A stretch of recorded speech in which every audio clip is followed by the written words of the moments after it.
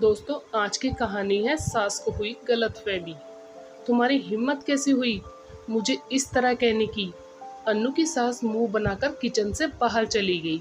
बात उस समय की है जब रमेश जी अपने बेटे अमन की शादी कुछ दिन पहले ही की थी। अन्नू रमेश जी की बहू थी। शोभना जी रमेश जी की पत्नी। रमेश जी का एक छोटा सा परिवार था। बेटे की नई नई शादी को लेकर रमेश जी और शोभना जी बहुत खुश थे। रमेश जी सोच रहे थे कि चलो अपनी एक जिम्मेदारी तो कम हुई, बेटे की शादी जो कर दी। और शोभना जी सोच रही थी कि घर में बहू आ गई है, अपनी भी जिम्मेदारियां कम हो जाएंगी और अब कम से कम खाना तो टाइम पर मिला करेगा। पर शोभना जी को कहाँ पता था कि आजकल की बहुओं के क्या आराम होते हैं। घर में सब बढ़िया चल रहा था। अमन को सुबह ऑफिस जाना था तो अन्नू ने उसे टिफिन बनाकर दे दिया और बोली, मम्मी जी आप लोगों के लिए चाय तैयार है, आप और पापा जी ले लीजिए। शोभना जी आई और चाय का दोनों कप उठाते हुए अपने कमरे की तरफ चलने लगी। तभी अचानक से अन्नू, मम्मी जी आप लोग खाना कितनी देर में खाओगे? बता देना, मैं उसी टाइम गरम गरम रोटियां बना दूंगी। बहू की बात सुनकर शोभना जी को अच्छा लगा और मन ही मन सोचने लगी कि चलो, जिस बात की उम्मीद कर रही थी बहू उस पर खरा उतर रही है। सोचते हुए शोभना जी बोली, अन्नू खाना बना ही लो, पापा जी को अभी किसी काम से बाहर जाना है तो खाना खाकर ही जाएंगे, तो तुम बना ही लो। अन्नू ने जी मम्मी जी कहते हुए सिर हिला दिया और अपने किचन में काम करने लगी।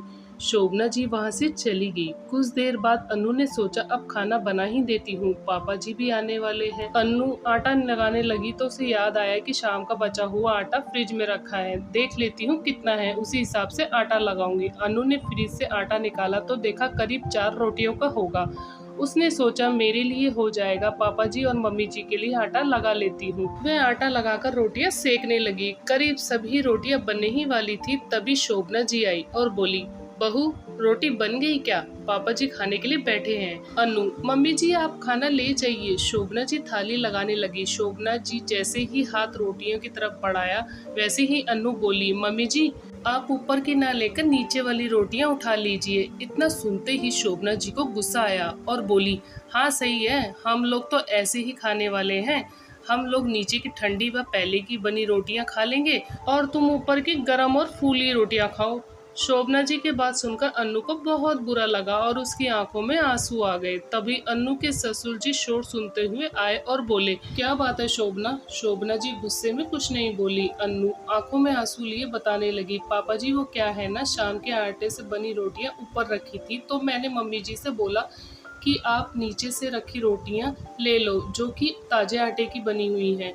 मम्मी जी को समझ नहीं आया और वो बेवजह गुस्सा होने लगी। अन्नू के ससुर जी बोले, शोभना कम से कम बात की सच्चाई को जान लिया करो, तब गुस्सा हुआ करो, ऐसे ही गुस्सा मत किया करो।